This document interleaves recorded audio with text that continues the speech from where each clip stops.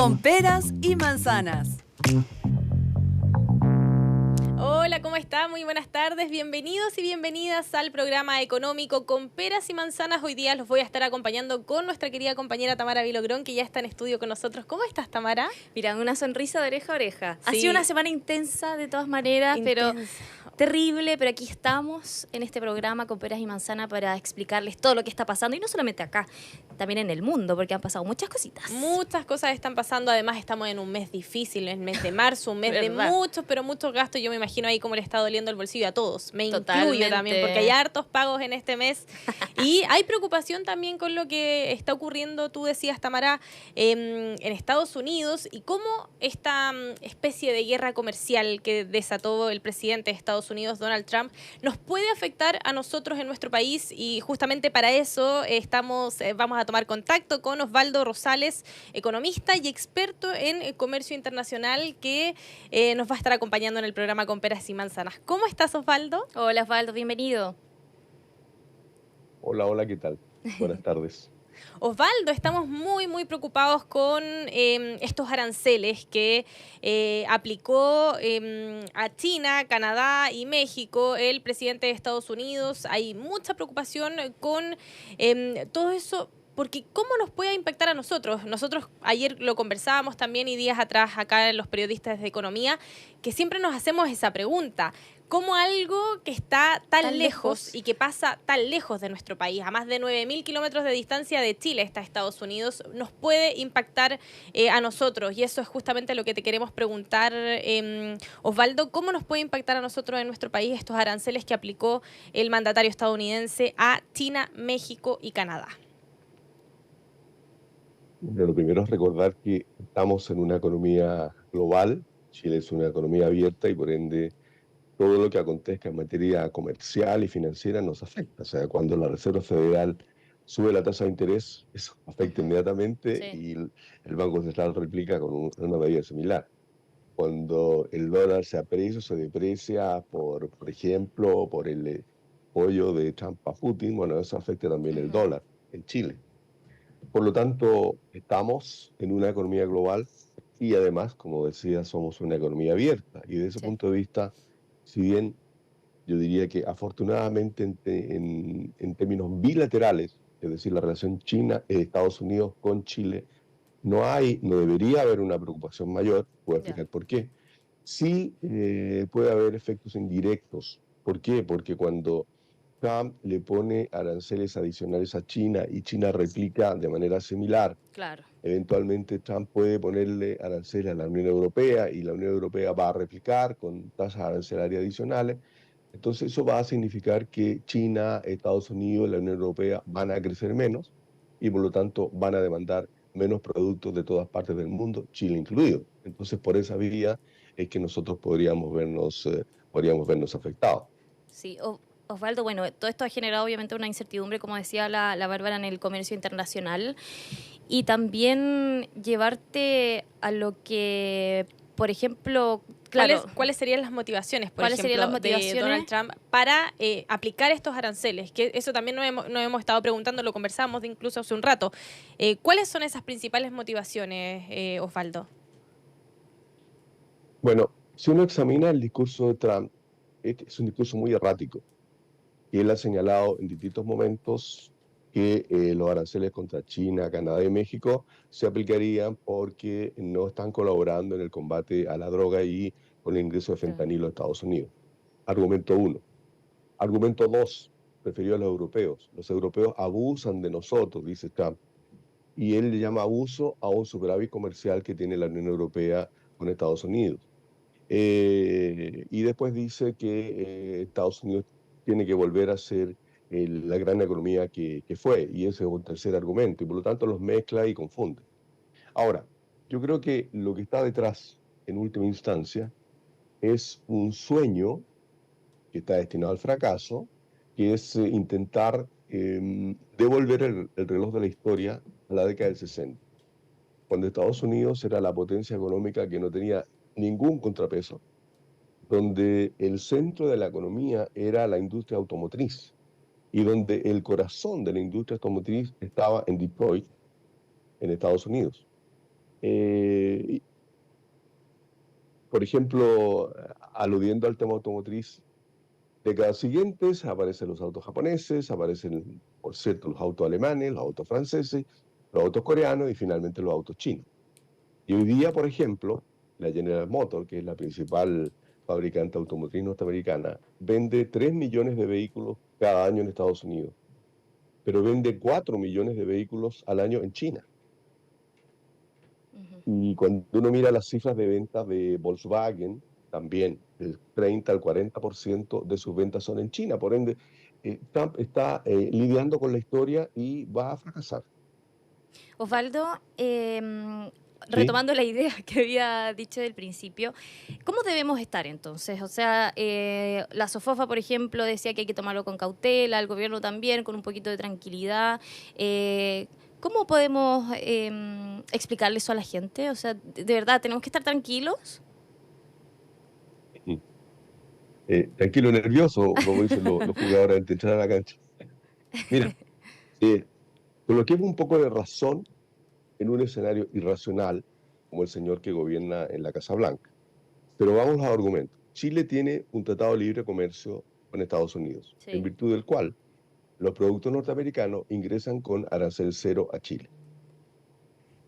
En segundo lugar, a propósito del argumento contra los europeos, Estados Unidos tiene un superávit comercial con Chile, es decir, ya, nos vende más de lo que nosotros le vendemos a ellos. Por lo tanto, no habría ningún argumento ni por el punto 1 ni por el punto 2. Y por el punto 3, que yo sepa, Chile no es ni productor de fentanilo ni tampoco está enviando fentanilo a Estados Unidos. Por lo tanto, no habría por dónde. Sin embargo, ya veía yo que había, y ya mencionaba que había un tema indirecto, en la medida en que generaliza aranceles, nos vamos a ver afectados de esa forma indirecta. Pero claro, uno no puede descartar que algún oligarca, amigo de Trump, que tenga, qué sé yo, alguna plantación, le sugiera poner aranceles a algún producto y por esa vía podemos vernos afectados. Pero como mencionaba, en el plano de los argumentos no habría razón. o sea, Tampoco en el caso del cobre.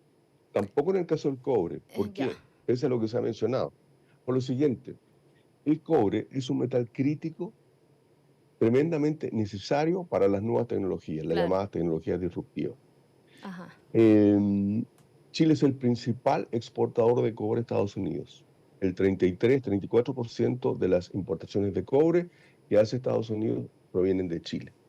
Por lo tanto, si ellos necesitan cobre, no les toda la conviene. industria de la alta tecnología, etcétera, eh, ¿por qué le va a poner una sobretasa que va a encarecer el acceso al cobre para esas empresas? Porque, digámoslo francamente, el hecho de que Trump ponga arancel al cobre no va a significar que de la noche a la mañana va a aparecer cobre adicional en Estados Unidos, porque tiene que cubrir Ah, esa demanda. sí, Claro. pues. Y los yacimientos de cobre demoran a veces 10 y hasta 15 años, que hay que detectarlo, hay que procesar la información, hay estudios geológicos, estudios de ingeniería, etcétera, etcétera. Por lo tanto, no se puede de la noche a la mañana esperar aquello. Y culmino con algo que pasó justamente hoy día. A raíz de los aranceles que Trump coloca a Canadá y México, en el día de ayer, o anteayer, se apersonan con Trump los directivos de las Mm. tres principales automotrices norteamericanas. ¿Qué piden? Piden agüita, piden un mes, o Trump les concede un mes. Entonces, durante un mes, los aranceles anunciados contra las automotrices, industrias automotrices mexicanas, canadienses, no se van a aplicar, lo cual está mostrando que el sector ya había sentido el impacto. Y de hecho, prensa norteamericana indicaba en el día de ayer, justamente, cómo el precio de los vehículos ya había subido en un 20%. Mira. Entonces, yo diría que esta locura arancelaria y peor aún lo que él llama estos aranceles recíprocos, en que va a aplicar a todos los países del mundo el mismo trato que a ellos le den, lo cual significaría tener aranceles distintos para un mismo producto dependiendo del país que viene, lo cual es una locura. Eso no va a poder ser aplicado. Entonces, de alguna manera, los tratados de libre comercio con Estados Unidos, entre comillas, nos mantienen. protegerían, nos Claro, se protegerían mantendrían de... los aranceles en 0%. O sea, el Tratado de Libre Comercio se protege en la medida en que es un acuerdo entre gobiernos decentes que Ya. cumplen la palabra comprometida y que respetan el derecho internacional. Hay que ¿Somos? recordar que Chile. Canadá y México tienen un tratado de libre comercio con Estados Unidos. Mira. Por lo tanto, estas medidas que está aplicando Trump significa que Trump está pisoteando Sí, el po. acuerdo de libre comercio que No lo firmó estaría Estados Unidos y respetando, claro. que además él mismo lo reformuló durante su primera administración.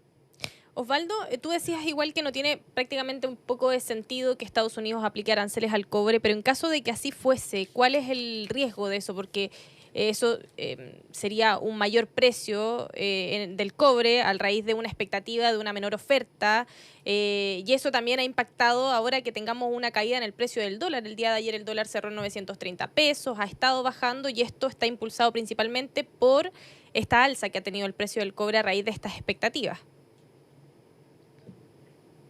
Bueno, a ver, habrá que ver, en el caso del mercado del cobre, hay no solo una demanda específica por el metal para su uso productivo, sino que también hay un margen especulativo que es muy importante. Es decir, son grandes fondos financieros que se mueven en función de estas noticias para obtener ganancias de corto plazo. Habrá que ver cómo se sigue evolucionando porque esta noticia, como ustedes ven, va cambiando día a día. Sí. La bolsa en Estados Unidos cayó inmediatamente después de los anuncios de Trump contra aranceles contra México y Canadá, y hoy día se recuperó una vez que le dio un mes adicional. Entonces, A bueno, México, claro, le hay dio que, este plazo. claro, claro. Y también, bueno, yo creo que también se complica, por así decirlo, entre comillas, el panorama internacional, considerando que Canadá, China han respondido de alguna manera a Trump, como nosotros estamos listos para cualquier guerra, como que, o sea, la tensión sigue creciendo, o sea, como que nadie No quiere decae, bajarle, claro, nadie le quiere bajar ahí un cambio a la cosa. Bueno, eso es lo más delicado porque esta locura de Trump significa un golpe muy duro al sistema multilateral de comercio, porque obviamente todas estas medidas ignoran absolutamente las normativas de la Organización Mundial de Comercio, pasa por encima del Tratado de Libre Comercio que tiene con Canadá y México. Por lo tanto, con esto Estados Unidos pierde mucha legitimidad, mucha credibilidad como socio comercial. Y lo otro es que esto está introduciendo mucha incertidumbre en la economía mundial, pero también norteamericana. De hecho, hay un par de cifras interesantes, y es que a raíz de las medidas de Trump y de la incertidumbre que esto está generando, la Reserva Federal de Atlanta, que proyecta la evolución del PIB, del Producto Norteamericano, tenía una proyección de un incremento de 2,3% para el primer trimestre en Estados Unidos. Y hace un par de días la acaba de cambiar para un valor de menos 1,5, es decir, de Wow, una 2,3 caída fuerte. positivo a menos 1,5. Y el fenómeno básico es una retracción del consumo. El ingreso disponible de las familias sigue aumentando, porque venía aumentando ya en los últimos meses de Biden, pero la gente deja de consumir. Y lo otro que está pasando interesante, una cifra que acabo de leer, es que las importaciones que hace Estados Unidos en el mes de enero crecieron un 10% respecto al mes de diciembre y crecieron 34% respecto a enero del año 2024. ¿Y eso qué está significando? Que las empresas decidieron acelerar las importaciones Antes de antes los que le subieran los aranceles. aranceles para estoquearse y tener el stock suficiente, porque cuando un proveedor recibe, por ejemplo, un vehículo de México y luego tiene que reponerlo, ahora al reponerlo va a tener que pagarlo con el nuevo arancel. Por lo tanto, anticiparon compras. Y desde ese punto de vista, una gran preocupación que tiene Trump, que es reducir su déficit comercial, lo que está logrando es exactamente lo contrario. Está aumentando el déficit porque aumentaron las importaciones anticipándose a este incremento de aranceles. Y Osvaldo, cuando estos aranceles ya se apliquen, por ejemplo, tú mencionabas importaciones como los vehículos, ¿vamos a notar nosotros acá en Chile un aumento quizás en el precio de los vehículos? No habría ninguna razón, no habría ninguna razón, porque ni en el caso chileno ni en los productos que vengan, países que lo fabrican, no habría ninguna razón de incremento de costos, ni mucho menos, salvo que, Suba el dólar. obviamente, claro, que la incertidumbre genere cambio en el precio de las divisas o que la Reserva Federal reaccione con un incremento de la tasa de interés. Bueno, eso puede generar algún efecto adicional. Ahora, raya para la suma, toda esta actividad de Trump va a tener repercusiones, está teniendo repercusiones sobre la economía mundial, sobre el comercio mundial, sobre su dinamismo, sobre las inversiones internacionales, sobre el crecimiento de la economía global, porque obviamente cuando se está en este dime y direte que yo te aplico sobre tasas, que yo Sí. respondo, bueno, eso lo único que hace es reducir el ritmo de actividad económica, introducir un elemento de incertidumbre, estimular especulación, bueno, nada, cosas nada buenas para la salud de la economía mundial. Y sabemos que la incertidumbre además es muy mala para los fondos de pensiones, sobre Además. todo lo vimos ahora en los fondos de pensiones más riesgosos en el Sí. mes de febrero que tuvieron caídas importantes, al menos el fondo A tuvo pérdidas de un 3%, Sí. el fondo Se fue B todo lo que cercanas había al ganado. 2%. Eso también es un impacto importante, Osvaldo. Toda esta incertidumbre genera Viéndolo caída al desde el menos lado en los más, fondos. más bien del bolsillo, Claro. de la gente. Bueno, de hecho ya lo mencionábamos, las medidas están teniendo impacto negativo, no solo en Wall Street, sino también en las bolsas europeas y en Sí. las bolsas asiáticas. Por lo tanto, es el conjunto de la actividad financiera el que también se ve erosionado. Y claro, hay un tema ahí de mucha volatilidad, de Sí. mucha incertidumbre, y obviamente ese escenario no es el más propicio para que aumenten las inversiones. Bueno, o sea, esto está pasando, no sé si, si puede haber una vuelta atrás, todo lo que está ocurriendo, pero ¿qué lecciones nos podría dar a futuro toda esta guerra comercial que está pasando? ¿Qué retos, cómo nos desafía todo esto, sobre todo en el comercio internacional, en Chile, en China, en Estados Unidos? Mira, yo tengo la confianza de que este ciclo sea transitorio, Ya. porque lo que mostraron las medidas arancelarias de Trump en su primer mandato Ujú. fue, de acuerdo a los estudios más serios al respecto, que el efecto neto fue una menor producción, mayor inflación y menor empleo. Y si él quiere extender esto a la Unión Europea y además a todo el mundo con esta estupidez de los aranceles recíprocos, bueno, eso obviamente va a generar una reacción de parte de las propias empresas norteamericanas, Claro. como ya se expresó en la industria automotriz, que ya fueron de inmediato a hablar con Trump y le pidieron algún plazo, algún aplazamiento, y lo consiguieron, al menos por un mes. Ujú. Entonces acá hay que entender también cómo opera la cabeza de este señor, donde a él le importa muy poco que lo que él diga se concrete o no se concrete. Lo que a él le interesa es estar llenando los titulares de los medios de comunicación, haciendo todo lo que un rey podría hacer, un emperador. Claro. Y él avanza y retrocede porque aplicó los aranceles contra Canadá y México inicialmente y luego los detuvo. Volvió ahora a aplicarlo y ahora exime a México en el caso de la industria automotriz. Entonces, claro, es una suerte de negociación perpetua donde trata de imponer la lógica del matón del curso y sobre esa base tratar de obtener beneficio en el margen y después se los atribuye, ¿no es cierto?, como mérito de su gran gestión. Hay que recordar, por ejemplo, que cuando aplicó efectivamente los aranceles inicialmente a Canadá y México, que duraron pocos días, Ujú. dijo que los había levantado porque había obtenido que Canadá y México respondiesen con medidas mucho más profundas de resguardo de la frontera. Y en rigor lo que había acontecido era que seguían operando programas que ya se habían negociado en el gobierno de Biden. Pero como la gente no lee la letra chica y la gente lee solo el titular, entonces Trump queda como un gran ganador porque amenazó a Canadá y México con aranceles. Canadá y México supuestamente se subordinaron, hicieron Claro, cosas que no logró querían algo. hacer, pero que Trump lo obligó y lo logró. Y aparece como un gran ganador, pero en realidad no había obtenido absolutamente nada. Y lo mismo pasó ahora con la industria automotriz en México, Claro, que de esperemos. paso la mayoría de esas empresas son norteamericanas.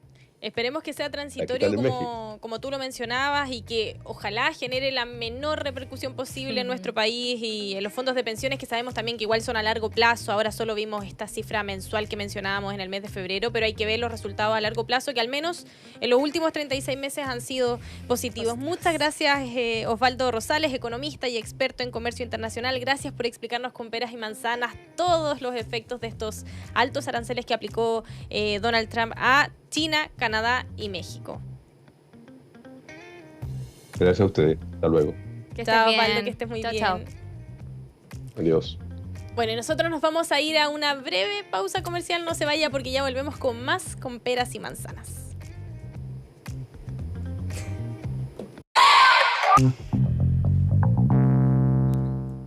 ¿Cómo están? Ya estamos de vuelta en nuestro querido programa con peras y manzanas y vamos a hablar de un tema muy importante, justo que estamos acá, equipo femenino liderando el programa del día de hoy, a puertas de la conmemoración del Día Internacional de la Mujer, que se conmemora el sábado 8 de marzo. Queda muy poquito y justamente por eso queremos entrevistar a Lilian San Martín, directora de la Escuela de Ingeniería de la Universidad Andrés Bello de Concepción, para hablar sobre la brecha de género, que es muy importante y que hemos estado como país tratando de combatir en los últimos meses. Y por eso queremos tomar contacto contigo. ¿Cómo estás, Lilian? Hola, Lilian. Hola, muy gusto en saludarlas. Sé que están ahí las tres conectadas, así que mucho gusto y muchas gracias por la invitación.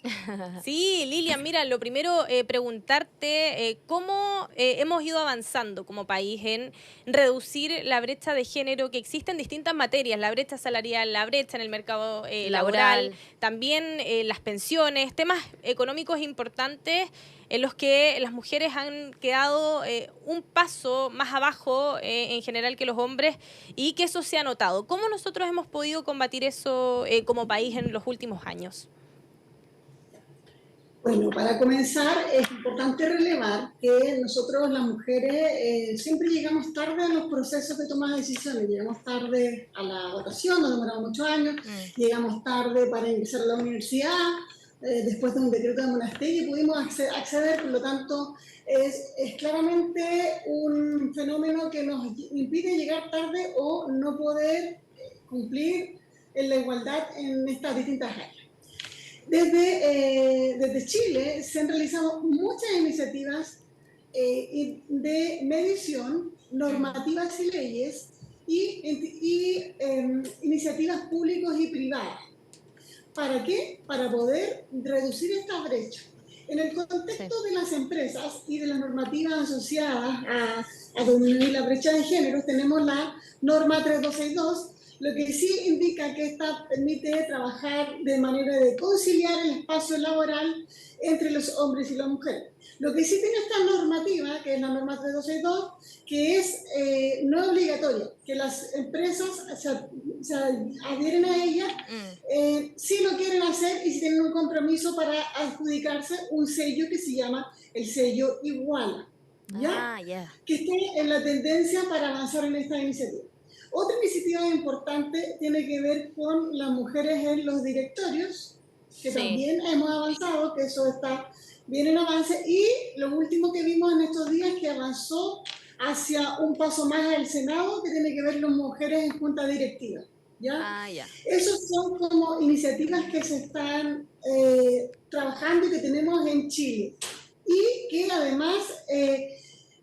yo, en mi investigación doctoral, que estoy trabajando el tema de brecha de género, recopilé 21 iniciativas que tenemos en Chile que hacen que la brecha de género se pueda disminuir.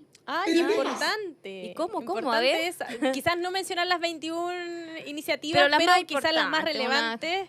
Unas que nos puedas compartir. Eso. Más relevante es la norma 3262, ¿cierto?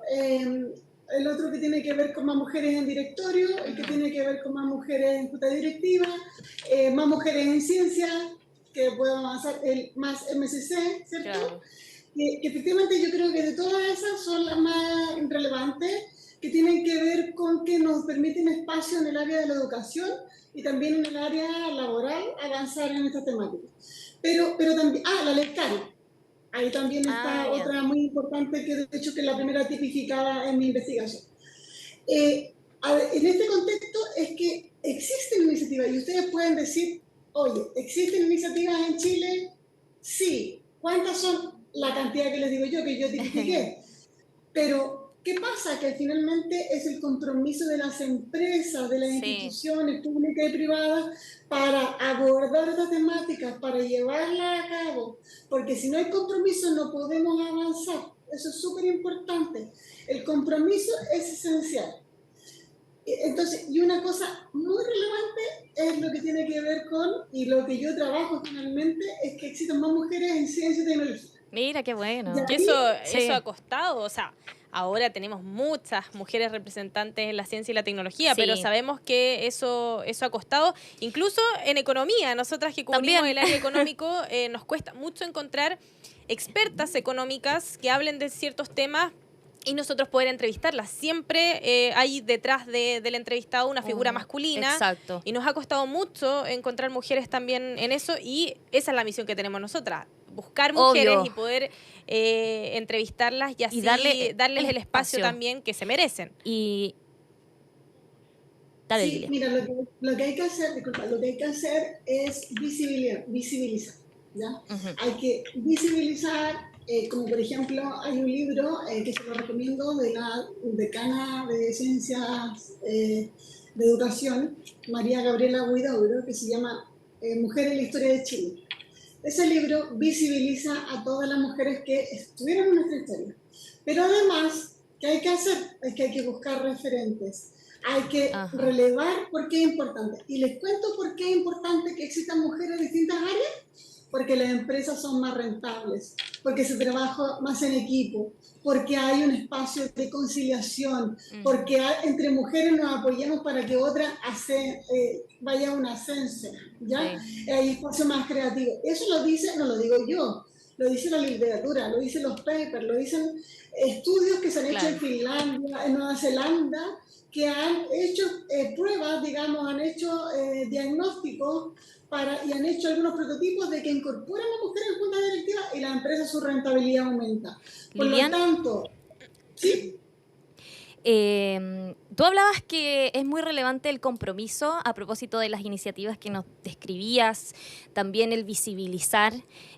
Bueno, nosotros no hemos ganado los espacios a punta de esfuerzo y pucha que ha costado. Pero ¿cómo ves tú ese diagnóstico, el compromiso de las empresas, de la misma sociedad? Sí, hemos avanzado, no quiero desconocerlo tampoco. Pero, o sea, nos queda mucho todavía. Muchísimo. ¿Cómo lo veo yo? Lo veo en que hay que seguir visibilizando el liderazgo. Hay que seguir dando testimonio de lo importante que son las mujeres en todos los espacios. Hay que seguir indicando a las niñas que no solo sean cuidadoras, ni que sean profesoras, ni que sean solo en el área de la salud, que hay otras áreas que las necesitamos, que necesitamos a más mujeres en ciencia, que necesitamos a creativas, que cuando se desarrolle un producto no solo tenga una mirada masculina, sino que pueda tener otra mirada. Se necesita que, por favor, en estas generaciones se formen en todas las áreas más mujeres, porque si tenemos más mujeres como profesoras, vamos a tener distintas miradas para los futuros, que son nuestros niños, nuestros jóvenes. Por lo tanto, ahí es un cambio cultural que va a ir creciendo y avanzando hasta que podamos tener una sociedad más igualitaria. Recuerden que somos más mujeres que hombres, recuerden que en el Ministerio de Educación, cuando rinden la PAES este 2025, el 52,3% eran mujeres, y solo si tú bajas, tenemos un 20% en ingeniería y un 30% en ciencia y tecnología. Y Lilian, ¿cuáles son las razones, por ejemplo, de esa brecha? Yo ahora estaba revisando las cifras, con la Tamara estábamos revisando las cifras del mercado laboral. Por ejemplo, la tasa de desocupación nacional actual bordea el 8%, pero la tasa de desempleo femenino es mucho más alta que lo de los hombres. La de la mujer es de un 9,1%, la de los hombres es de un 7,2%. Ahí tenemos una brecha importante. También tenemos una brecha en las cifras de informalidad, donde las mujeres tienen una cifra más alta también, con un 28,1%, los hombres un 24,9%. Son cifras muy altas. Pero ¿a qué se deben esas brechas que existen hoy día entre hombres y mujeres? Yo me imagino principalmente el tema de la corresponsabilidad, que también es muy importante, ¿no? No, ahí es súper importante el tema de si en un hogar hay niños de adultos mayores, ¿quién se queda cuidando de los niños? Sí. La mujer. Entonces, tiene que ver con los cuidados, que somos bastante cuidadoras. Por lo tanto, el hombre es el que sale a trabajar y nosotros ahí comienza la brecha. Y eso se notó ¿Ya? mucho en la pandemia, también lo conversamos, en la pandemia también eso como que quedó muy, muy al descubierto. Hubo un retroceso, de hecho, en el mercado laboral Sí. femenino en la pandemia. Las mujeres retrocedimos 10 años. El mercado laboral femenino retrocedió de 10 años y eso es lo que ha costado todavía volver. Recuperar. Recuperar porque seguimos Y con esta avanzar. cifra importante que es muy alta. 9,1%, cercana a los 2 dígitos. O sea, Y de encuentro hecho en que es este brutal. trimestre móvil subió. Es tremendo, pero además tenemos esta discriminación salarial, Sí. que efectivamente algunas empresas han avanzado en esa temática con estas bandas salariales, mismos cargos, mismo, digamos, renta, pero esta discriminación salarial también existe en las empresas. Nosotros en la región del Biobío, yo soy la vicepresidenta del Comité de Género de la Cámara de Operación de Comercio, Mira. y hay un instrumento para que lo revisen que se llama la radiografía de género de la CPC, y ahí indica claramente esta discriminación salarial, pero también esta brecha que hay entre que las mujeres no se atreven a avanzar en su carrera, sino que siempre están en mandos medios, porque finalmente, ¿qué pasa? Que dicen, no, es que me falta esto, no puedo postular esto, yo no postulo a un cargo porque me falta un requisito que cumplir. Los hombres postulan, ¿por qué no postulamos? ¿Por qué no nos atrevemos? Sí. Creemos que, yo creo que el síndrome de la impostora y este techo de cristal hacen que nosotros no podamos avanzar y que tengamos temor a claramente a asumir otros riesgos, a asumir otros cargos, porque nos faltan algunas competencias. Eso es súper importante. Y también, bueno, lo de la brecha salarial, hay un proyecto que creo que todavía se está discutiendo en el Congreso, que es la de equidad salarial, pero ese proyecto se había creado hace ya más de 10 años, 2009 tengo entendido, y no ha habido ningún cambio. Todavía nos falta obviamente que este proyecto que presentó el gobierno el año pasado de la equidad salarial entre hombres y mujeres avance, pero lamentablemente seguimos en lo mismo. Claro, no es Seguimos lo primera mismo. vez que se toca este tema. Exacto. No, pero lo que pasa es que estos temas de repente, a ver, ¿cómo lo puedo comentar que se escuche súper bien? Es un tema que avanza mucho, que está muy como de moda, pero de repente frena. Sí. Y ahora está en un espacio como más desfrenado. Yo creo que es importante relevar eso, pero también es importante relevar el último informe que se lanzó el lunes o martes del Ministerio de Economía, que indicó, y es una buena noticia, que sí hemos avanzado en mujeres en los directorios. Sí. Y que hay más de un 20% de mujeres en los directorios. Y ahí es una buena señal, porque si hay más mujeres en los directorios, eso baja, a toda la gama de actividades y de áreas que tenemos. Entonces creo que es un compromiso de todos y de todas avanzar. Eso lo relevo y lo recalco, que si efectivamente no hay compromiso, no va a avanzar nada. Tienes que fijarte en lo que requieren las trabajadoras, en lo que requieren las estudiantes, Sí. en cómo visibilizar ahora efectivamente lo que hay para las próximas generaciones. Un caso particular, la Universidad Andrés Bello tiene un premio que se llama Premio a la Mujer Tecnóloga Ada Byron, y que efectivamente visibilizamos al liderazgo en tecnología y ciencia. ¿Para qué? Para que se te reconozcan estos liderazgos y puedan las niñas encontrar otra referente. Sí. Eso es súper relevante. Lilian, hablábamos hace un rato también del tema de la corresponsabilidad, que generalmente las mujeres son las que se hacen cargo de cuidados, ya sea de niños, niñas o también de adultos mayores.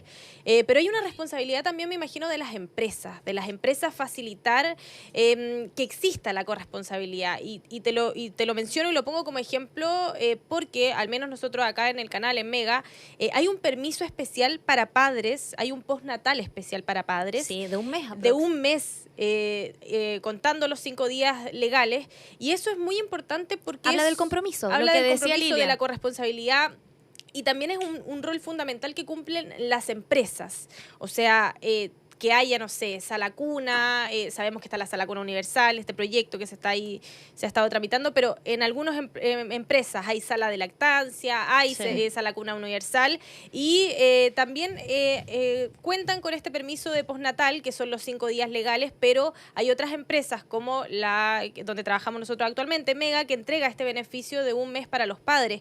Y eso ha sido súper positivo para los trabajadores, para los hombres que son padres, para acompañar en ese proceso a su esposa, a su pareja y también a sus hijos.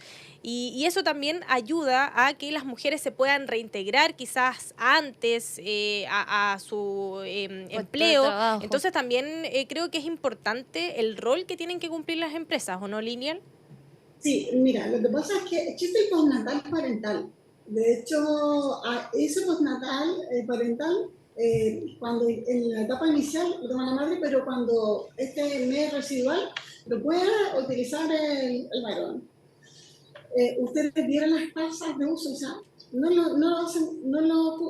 utilizan. Efectivamente, me gustaría saber cuánto de ese beneficio que tienen Mega lo toman sus colegas, porque resulta que efectivamente el cuidado del hijo recién nacido lo ven más asociado claramente en los primeros meses a la madre, pero es un tema cultural. Todavía mi hijo tiene 13 años y cuando se implementó el postnatal parental, yo fui como de las primeras camadas de beneficiadas, ¿ya?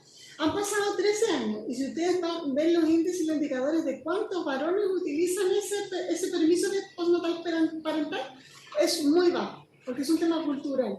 Pero si fuera más plazo, por ejemplo, Lilian, si fuera un plazo más largo, más extenso, ¿no? De 5 días, probablemente quizás sí se lo tomarían. Y algunos incluso acá lo mezclan con sus vacaciones, así tienen más tiempo, acompañan ahí a sus hijos, a su familia. Quizás ahí sí se lo tomarían. A lo que voy yo es cuál es el rol que cumplen también las empresas. Me imagino que las empresas también tienen que cumplir un rol importante en ese tipo de materias. Claro, como te digo, por ejemplo, este sello iguala o la norma 3262, que es algo que yo voy como empresa y digo, me quiero suscribir y quiero que me revisen, ¿ya? Y ahí tiene una cantidad importante de beneficios. Yo creo que es lo mismo en esto, es decir, que mira, desde Recursos Humanos creemos que estamos comprometidos con los temas de equidad de género, igualdad de género, o de conciliación, o de corresponsabilidad, y vamos a hacer este beneficio. Yo creo que ahí, efectivamente, como su exitoso proyecto en Mega, yo creo que realmente sería muy bueno y positivo para los varones que quieren las personas que quieran utilizar digamos, beneficio. Claro, nosotros lo destacamos en verdad porque... Es un compromiso. Lo destacamos porque hemos conversado con compañeros que efectivamente han utilizado este mes de este beneficio y sin duda es un mes muy gratificante para ellos en que están con su familia, entonces también es algo importante. Lilian, te quiero llevar a otro tema que lo conversábamos también con Tamara, que tiene vinculación con las pensiones. Sabemos que hay también una brecha importante en las pensiones, en las jubilaciones de mujeres versus hombres, y una de las razones también es la diferencia de expectativa de vida entre hombres y mujeres, que ha generado que eso tenga al menos una diferencia importante en las jubilaciones. Eso se está tramitando, o sea, se tramitó al menos en la reforma de pensiones, que esperamos que se promulgue ahora en el mes de marzo, y debiese tener un cambio. Pero ¿cómo ves tú esa diferencia, esa brecha de género que existe todavía en las jubilaciones de hombres y mujeres? O sea, en cada etapa de la vida. Bueno, primero que todo, llevémoslo a lo inicial. Hay más mujeres que reciben menos pensiones porque efectivamente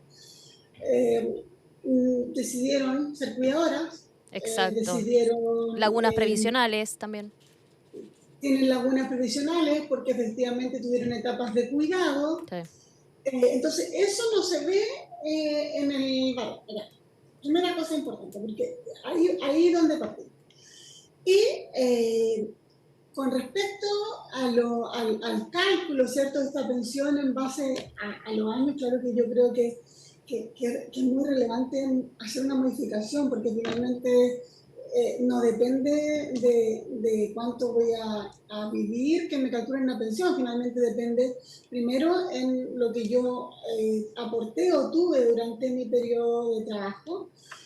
Pero si tenemos, y ahí llego al otro tema, pero si hay una brecha salarial tremenda, obvio que voy a tener menos pensión que los varones.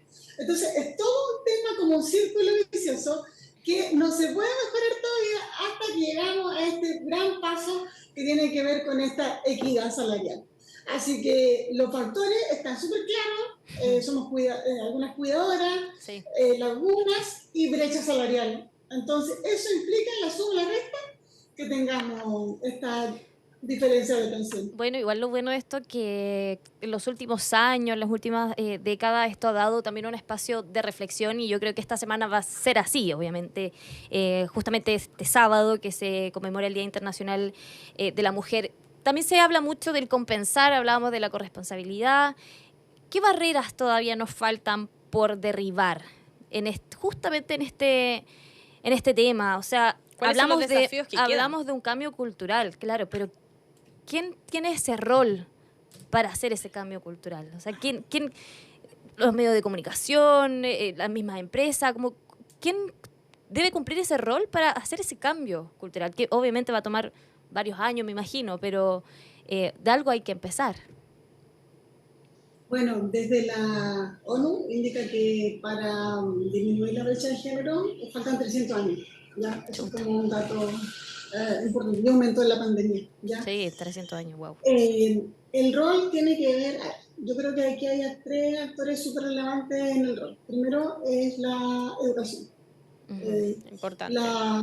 Estamos formando a niños, jóvenes y los próximos profesionales que van a liderar a Chile o que van a estar en el mundo, digamos, ejerciendo su profesión.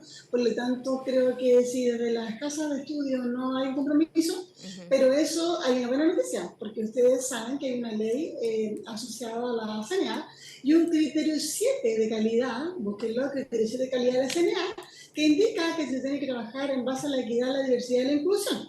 Por lo tanto, las universidades tienen que relevar esta temática, formar a los estudiantes, realizar talleres y formar en cursos, ¿cierto? En esta temática, pero también tienen